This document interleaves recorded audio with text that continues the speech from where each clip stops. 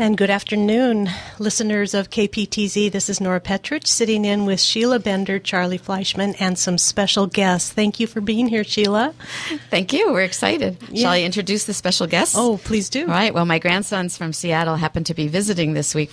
They are doing a lot of writing and have done for quite a while in school. So we have almost 14-year-old Toby Menon and almost 10 and a half Rafe Menon. And they're going to share with us a little bit of how they write, why they write, and that's in keeping with how Charlie and I create the show.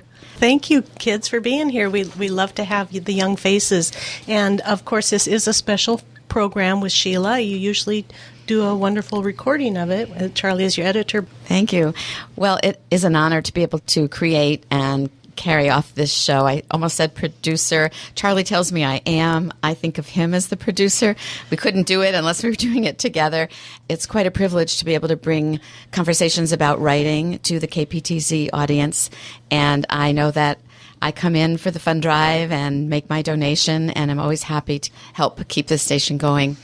It seems to be that our volunteers are our best supporters. It just says a lot about the quality of volunteers we get around here, that you support what you believe in. So thank you. So we put together the show. If you haven't listened to it, we are on every other week. It runs Tuesday and Thursday normally, sometimes with some repeats on Saturday and Monday. And do you want to talk a little bit about how you get the show going, where you find your people? Sure. What you have to do to get ready to be on the air? Well, I'd say my people, writers, and people connected to the writing life, editors, publishers, creative writing program directors, they're everywhere. I don't have to look too far, especially in Port Townsend, for writers or writers who have visited us for community reads, for reads at the Quimper Universalist Unitarian Church, bookstores in town, Writers' Workshop. My people are everywhere, and I find them by keeping track of people I've worked with, people who I hear or listen to, people whose books I've read, people Charlie knows, people other people in the community know. If anyone does have a writer in mind that you think in conversation, discussions on writing and the writing life would be interested in, all you have to do is let people at the station know. The word will get to me, and I can contact that writer. So I just guess I never have trouble. And one of the remarkable things is we tape generally on Sundays when the studio is quiet. And oddly enough, with writers in town or near town or all over the country, we have hardly ever had a writer say, no, I'm not available on Sunday. And even through different time zones. So I feel really lucky. And we have a good time listening to them talk about writing. One of the fortunate things is being able to reach writers everywhere, because we do have a phone connection. We can just get them on the phone, talk to them like they're in the studio. A little harder to interview because you don't get that across the table eye to eye. So Sheila sometimes has some authors go on and on and on. That's where my editing comes in. But we get some very interesting people, as well as the people that are here in Port Townsend. Just to talk a little bit about the logistics of how we do it. Sheila mentioned we do this on Sundays. We do it about every 2 months. But we do 4 at a time, back to back to back to back, which means a whole lot of prep work for Sheila to get ready, to read, to know what is going on. And it's not walk into the studio and talk to people off the cuff. She knows who they are. She's read their books or their poetry, asks really good questions, doesn't follow a script. And maybe you want to talk a little bit about your interviewing technique. I'm really interested when I interview a writer in their perception of their work, of their writing life, of how they came to writing, what's been a success, what's been obstacles. I don't really like to have set talking points. I like the conversation to be a conversation, two people really interested in writing and the writing life talking about it.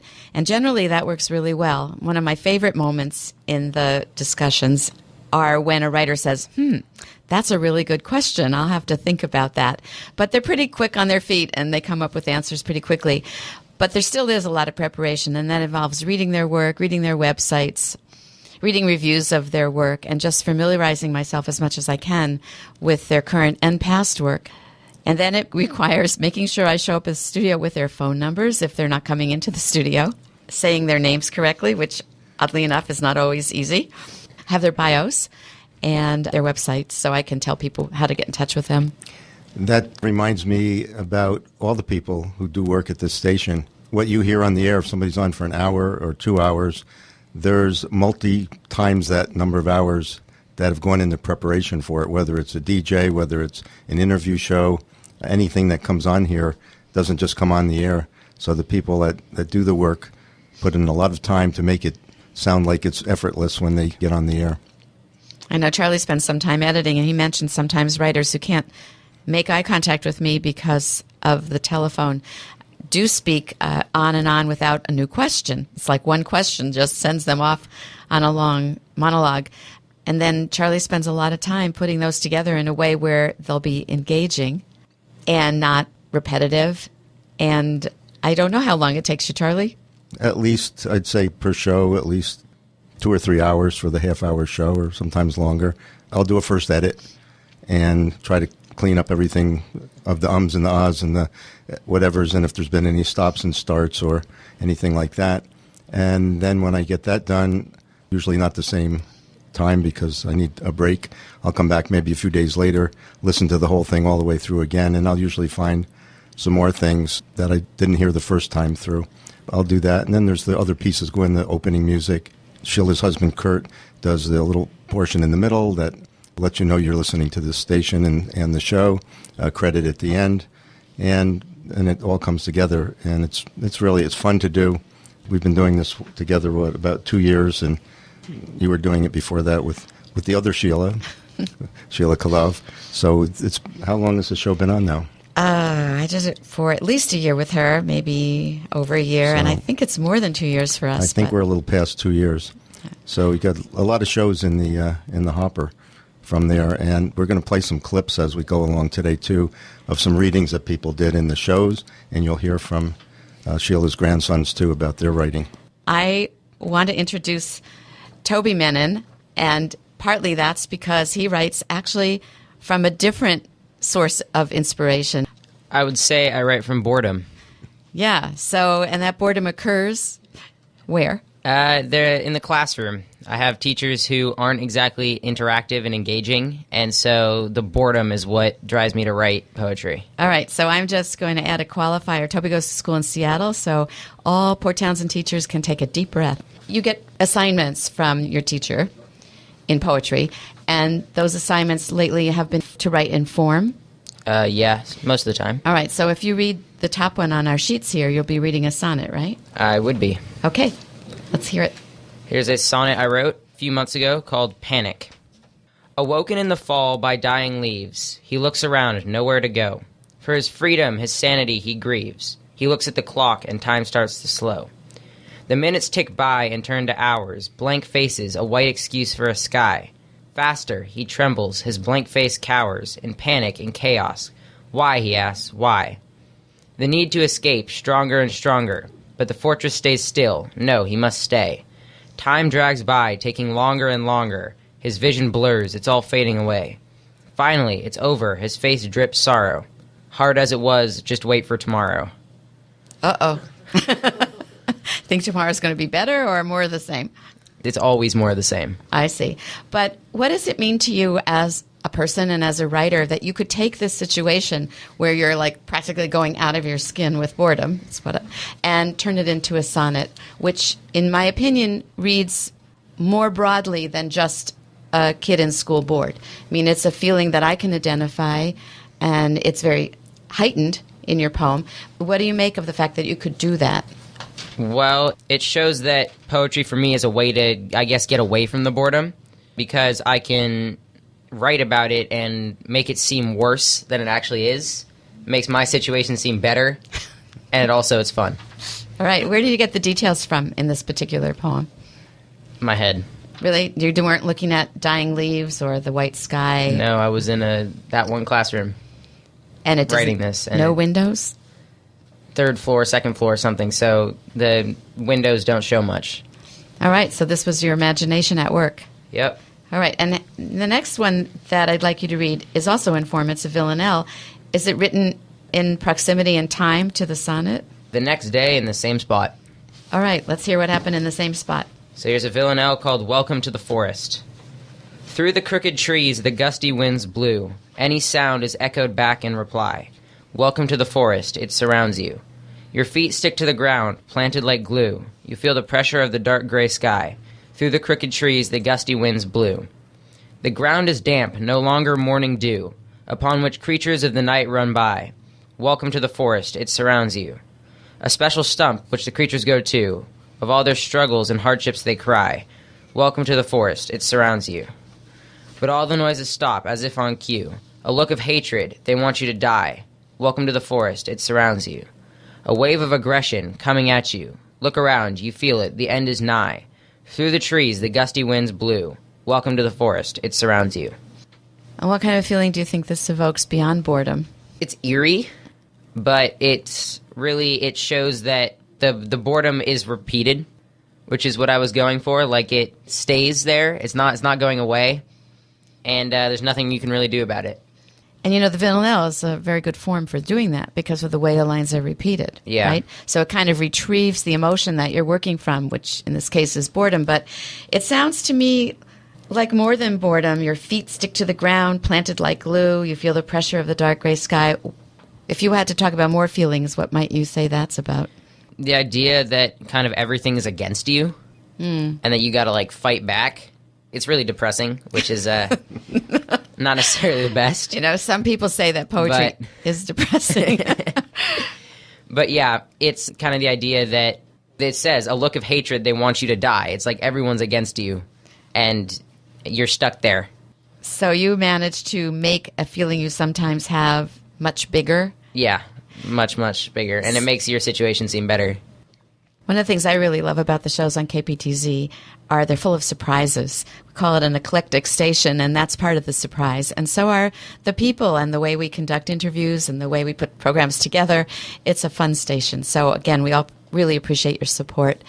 So, Toby, you don't go walking around depressed, or do you, as a poet? What do you think? I don't think so, but then maybe I just don't know that part of you. But then poetry really is a place where the parts of ourselves that maybe we overlook and don't spend time examining get in the light. Even though it's a dark poem, it brings it to light. And do you feel better after writing it? If I'm ever depressed and I read one of these, it's, as I said before, it makes your situation seem not that bad. It kind of, I don't know, it shows extremes, and I like that. Okay, well, why don't we finish with one of your other poems, which was written in free verse. We'll see about this mood and this extreme. This one's a little similar, but free verse called Everything is Broken. Everything is broken. We shouldn't be here. The door creaks. The posters hang lopsided on the wall. Everything is broken. We shouldn't be here. The windows are dirty, grimy, like the staff room microwave that we had to clean out.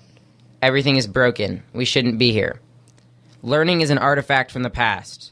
Everything is broken. We shouldn't be here. That makes me sad. But that's okay. It's okay. Poetry is here to feel all our feelings. So in this case, did these come from your imagination, these details? Not the staff room microwave. That actually happened. I had to clean that out. It was not pleasant. But it's kind of a reflection on how the class doesn't really run smoothly. It's a little broken. So you chose details to show that a creaky door hangs lopsided posters, dirty, grimy windows. But you're not always in that mood at school. No. Do you ever I'm write? not. Do you ever write a happy poem? Not really. Well, I happen to have this little haiku here, and I think you have a copy of it. I do.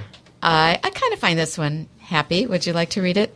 Sure. I was, once again, bored in that class, but I was also bored with writing dark poems. So I wrote a haiku called The Sneaky Snake.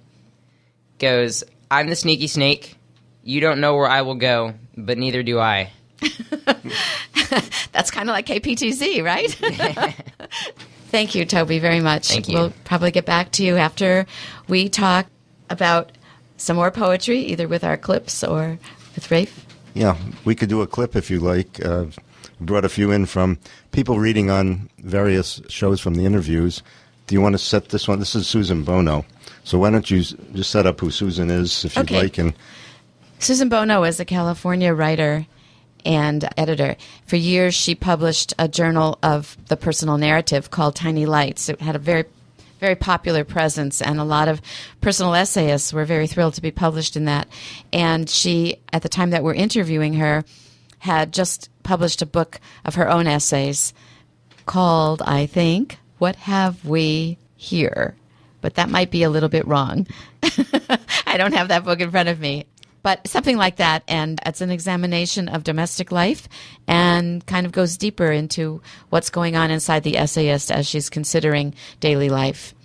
I've been rummaging around in already full closets lately, trying to find space for all the stuff I brought home when I emptied my parents' house last May. It's been rough going, but I stopped wondering why when I realized Mom and Dad lived in their last house for 37 years, only 8 years longer than we've lived in ours. Our youngest son often encountered me staring into space, clutching a quilt, wood carving, or photograph. I think my uncharacteristic attempts at organization are making him nervous. "What are you doing? What's that?" he asks. "Oh, well, this is some of your great-aunt Emily's needlepoint," I tell him a little too eagerly. "These are my Barbie clothes, and here are the baby rompers your great-grandmother made for your grandfather back in 1925. You wore them once yourself." I give him these family history updates, knowing full well it's drifting in one ear on its way out the other. At 22, he doesn't have a sentimental bone in his body. But as long as he keeps asking, I continue to supply the disregarded answers. Telling these stories is a kind of test.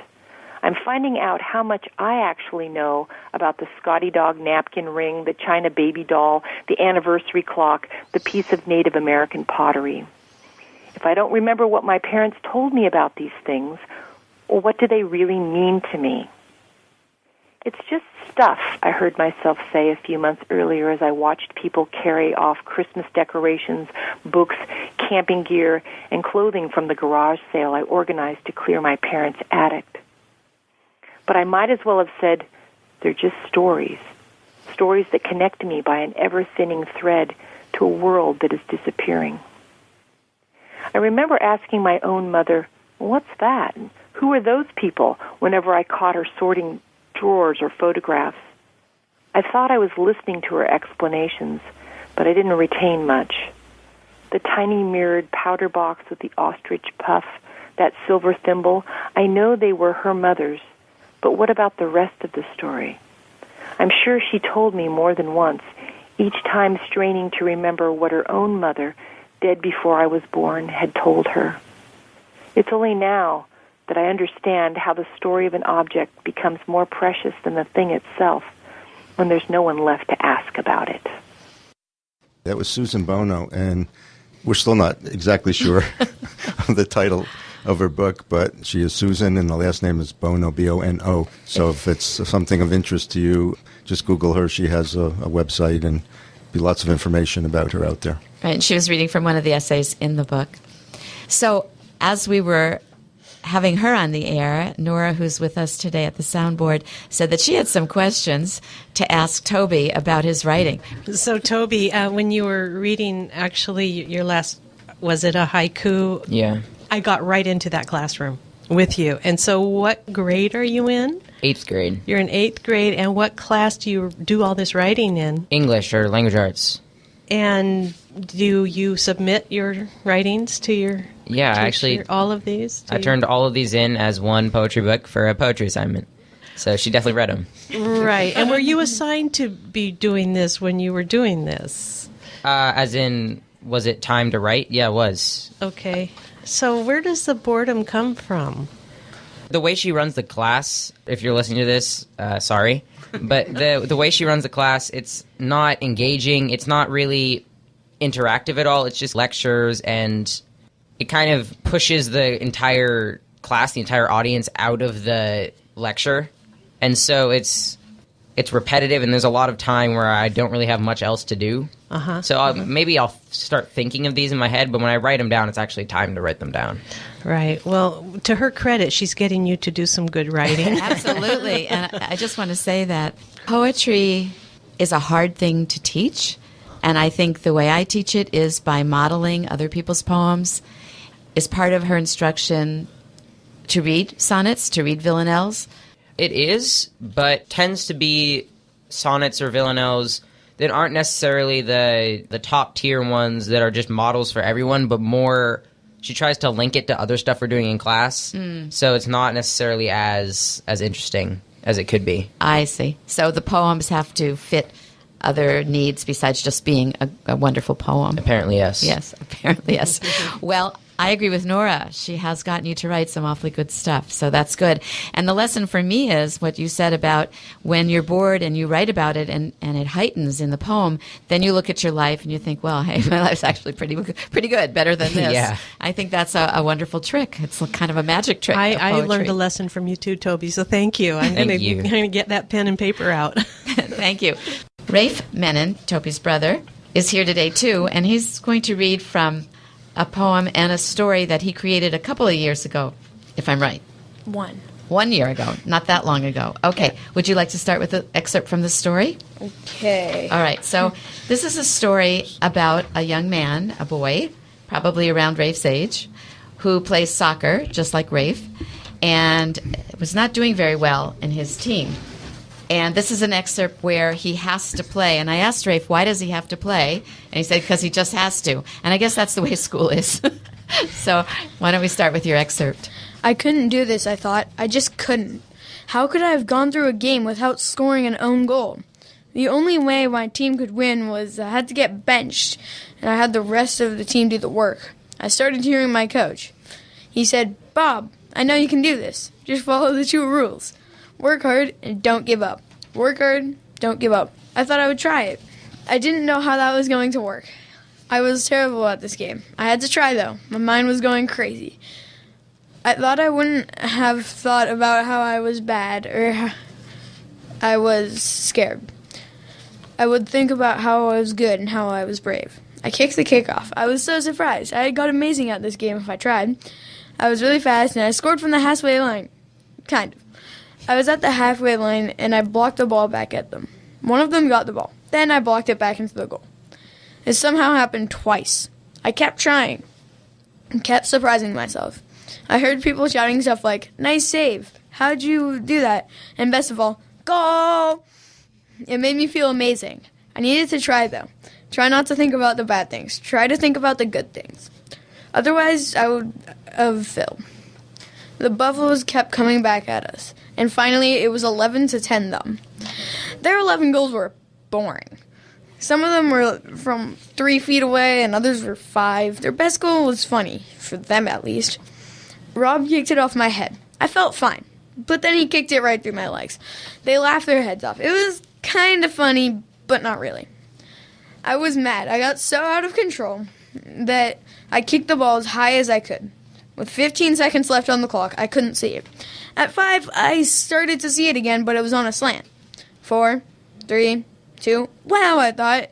It was close to the goal and the ground.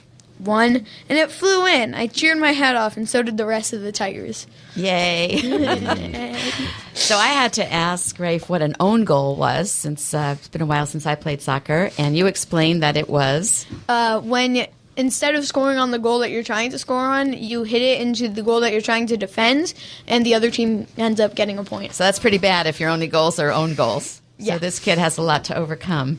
And the conception of this story came from an assignment. And do you remember how you explained what the teacher assigned? The teacher told us to write a realistic fiction story based off of courage and growth. And I decided to make it a story about soccer because I played soccer and I just wanted to... Did you ever feel like this kid? No. No? But you could imagine feeling scared and trying to overcome it. Yeah. And interestingly enough to me, we watched some highlights from the Kobe retirement game yesterday, his last game as a professional player. And I read an article today by a fellow teammate, Derek Fisher. It was from Sports Illustrated online. And he said that Kobe taught him that the only thing in your way is your attitude. And so somehow you picked that up from your teacher's assignment because this kid, right in this story, decides that he can't think about the bad things. He has to think about the good things. And then something happens that makes him angry, and out of that anger, he starts scoring well, right? Yeah. So what do you think about writing fiction? It's definitely a lot easier for me than writing nonfiction. We were supposed to write from 5 to 10 pages. That was like the suggested thing. When my story was written on paper, it was 18 pages, partially because I have really big handwriting. So when I typed it up, it only ended up being 6 pages on paper. Like, Double-spaced. no, not double-spaced. No, not double-spaced. Okay. 6 single-spaced, so it would be 12 double-spaced maybe. But it's a good length. That's why we had to read an excerpt. So you find writing fiction, and Toby was nodding, easier than writing nonfiction. Why is fiction easier for you, Rafe? Because I think I don't really need to have it be real life, because then I have to just keep pulling stuff out of memory. When it's fiction, I just can write down, and the only thing blocking me is my imagination. So you like using your imagination. Yeah. Okay, good. And Toby, what do you think? I would agree. I would say that even if it's a basis in nonfiction, fiction would be easier because there's some parts of history that if I have to write about, I don't like them. And I'd rather put my own stuff in instead. Change history. It would be more interesting, more fun to write and read. And it's also just easier to make it something other people would want to read compared to just pulling facts out of a textbook or off the internet and trying to make them seem like a story.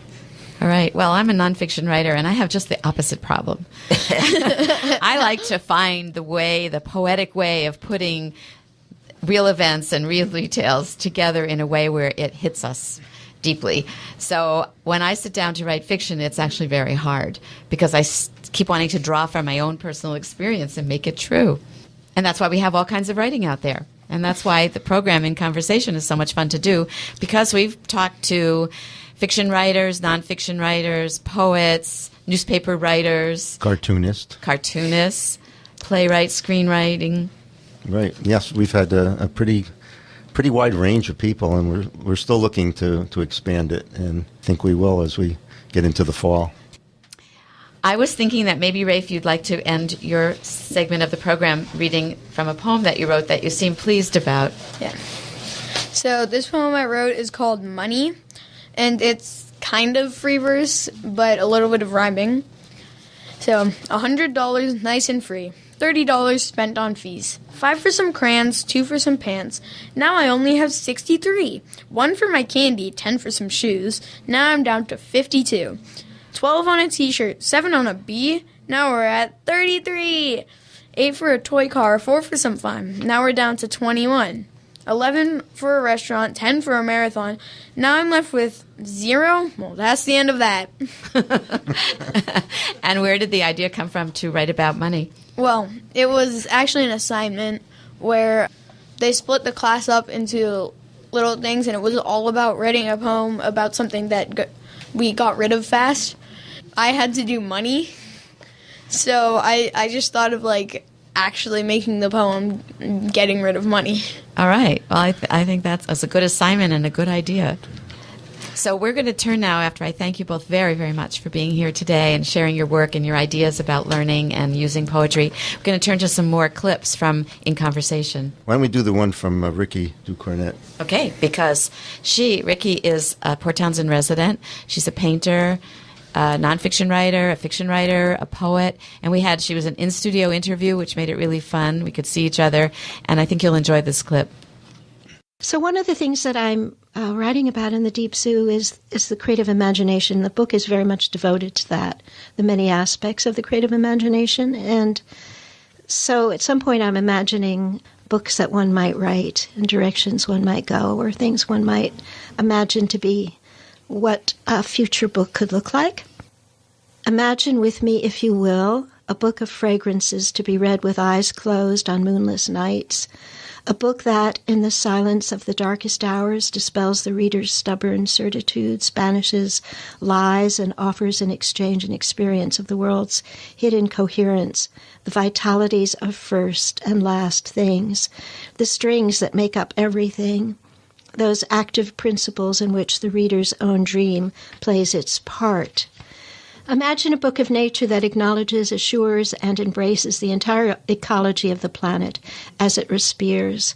a world book that, like the songlines of the whales and the Australian Aborigines, both reveals and precipitates meanings in this singing.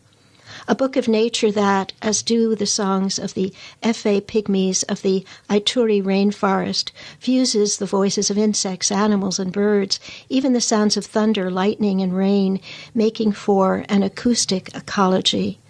Imagine the book, as Borges describes it, that you and I are writing, embracing a world in which everything is given voice, the creatures and the plants, the waters within their cells, the alphabets coiled tightly within those waters, ready to unspool and quicken, a book in which everything is sparking, everything breathes.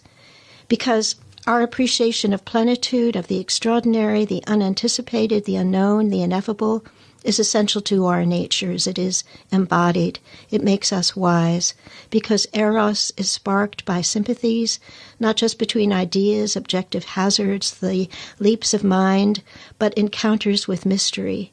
The mystery of otherness and evolution assures this, of likenesses.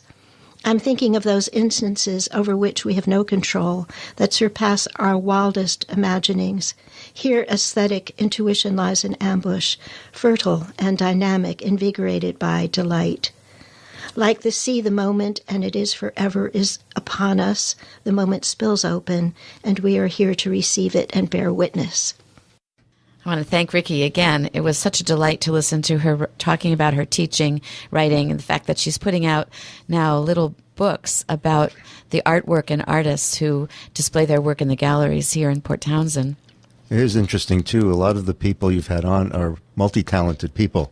They're not just poets or writers or nonfiction or fiction, but they are artists. They have a lot of range of things that they do and a lot of interests, and many of them are involved in the community where they live, whether here or other places. So some really fascinating people that get on here, and we get to listen to about 24 of them a year. That's right. And speaking about that, I've been sitting here thinking as Ricki was reading about Toby's conversation about how the poems that the villanelles and sonnets, the poems in form that the teacher uses relate to some other subject, which maybe dilutes the impact of the poem in the classroom.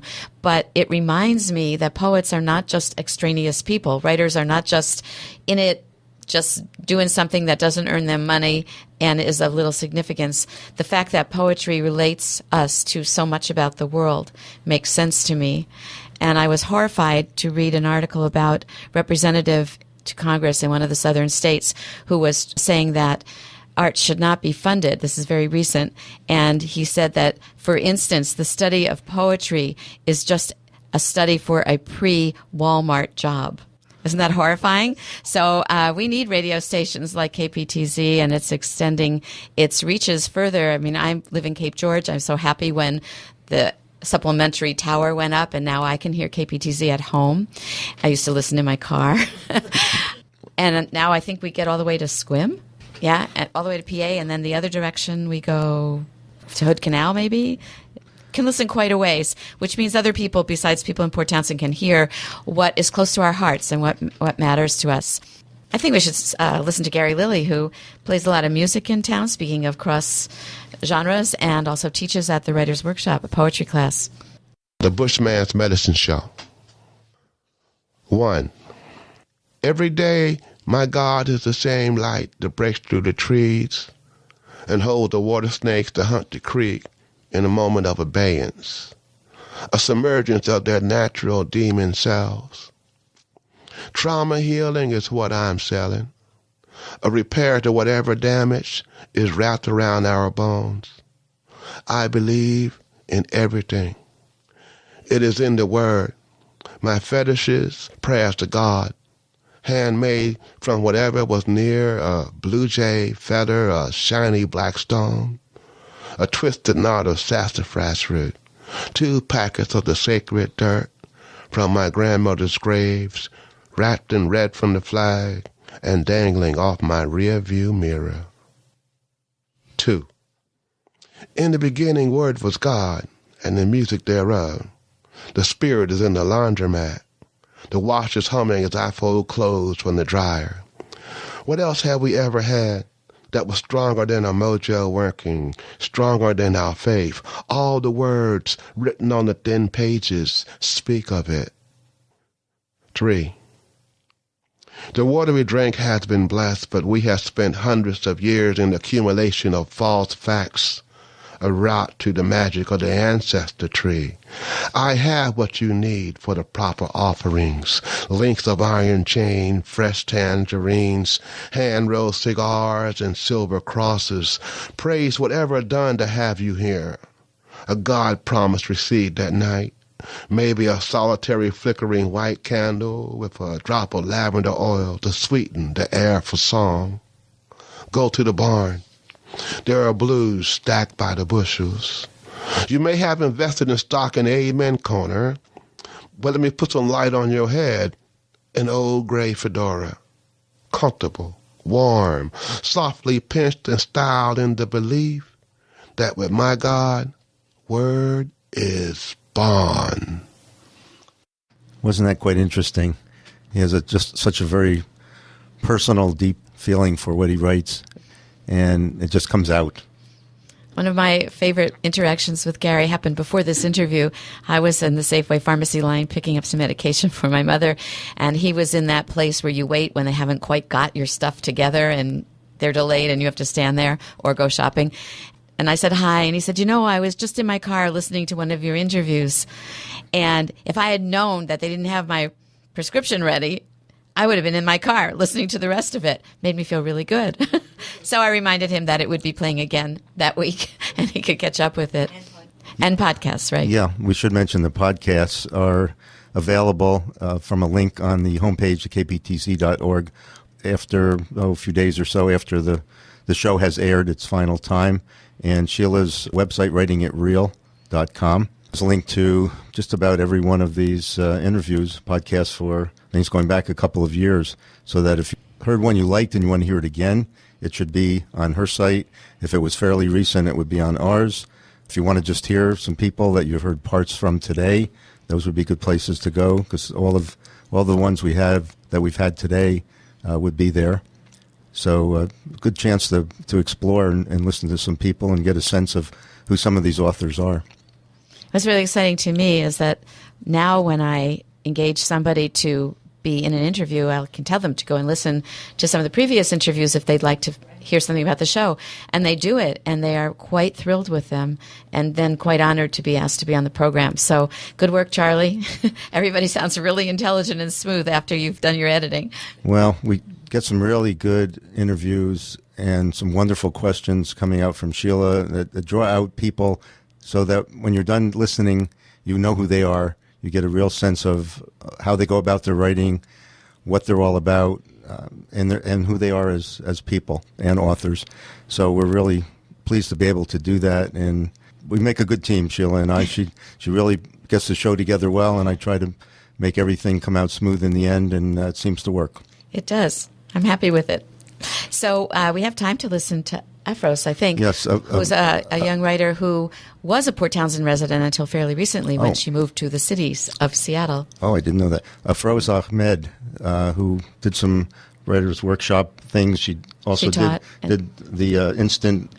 What was it? Instant poems at the market. You might remember her. At the farmer's market, yes. And ask her to write a poem about something for you, and she would.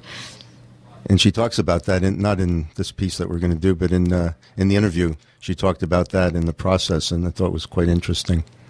The hermit learns to read. Upon entering the hermitage, she finds an empty cell, barred windows, one dim bulb, splintered table, and a map the hermit cannot decipher. Alien symbols, directions unknown, formless questions in the energy of pure emotion. How to call these colors? How to draw these lines? The hermit learns to read every map, the lined palm, the soul-stripped shoe, the scarred body, the places some have gone, and others have yet to go. The hermit learns to ask the question, do I have the strength, the hiking boots, the headlamp to make the journey? The answer may be yes. The answer may be no. Finding it is nothing to walking the wild land alone. And yet, it is a first wisdom to learn to read the map. So that was Afroz Ahmed reading from her work. And now we're going to hear a clip from Seattle poet Judith Skillman.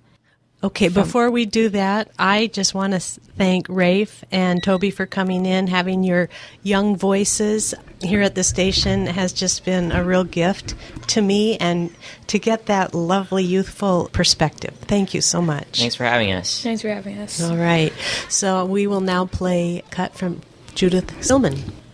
It's titled The Skull. You walked up Tabletop Mountain and found a skull. A coyote, dog, or wolf. You are not sure. Perhaps a deer. You run your finger along the teeth. Yellowed ivories glowing, molars, compacted surfaces. Not a single one missing. The animal died young. For the skeletal grin, you feel wistful, even as a man. Is there a secret you missed along the way? A better kind of life lived among the ruins of nature, rather than this entrapment where you fight your way through each urban day, return to the well-kept house at night? You walked up Tabletop, looked far out where the shape-shifting begins again between brother and sister mountains, twisting sharp peaks southwest, blued by the moon, raising its single horn in the east. When you picked up the skull, it walked with you, breathed through eye sockets wide open, as with the sudden shock surprise of you are not sure which, being dead or carried in your hands.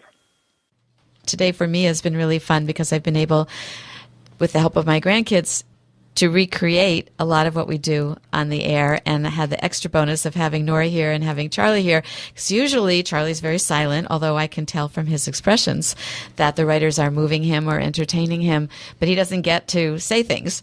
And so that's been fun, and we usually don't have Nora here, so that's been fun. So all around, it's been excellent to be here, and I really appreciate the time that you've taken to listen and to donate. It has been really fun to come in, because we don't get to do anything live. We're always recording and working from there. We're out here without a net today. It's kind of fun. I think so. Closing comments? Who's coming up? Well, we've just had a session a few weeks ago, maybe just a week ago, and one of them has already run or not?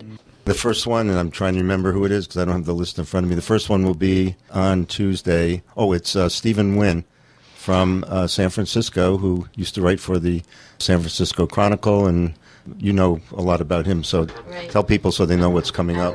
That's coming up this week then. Stephen Wynn is, interestingly enough, also an interviewer of writers, and that was one of the fun things, was to have him in the interviewee's seat and to be the person interviewing him. And he's quite distinguished in San Francisco, and he interviews on a stage where hundreds of people are in attendance, and he's interviewed a lot of people who you will hear him mention on the program. And I have to say that when we were done taping, he told us what a good job we did here, which made us feel really, really good. Yeah, and he also commented during the show the thing that I had said about your interviewing, that you don't sit down with a bunch of set questions and just kind of keep reading them no matter what.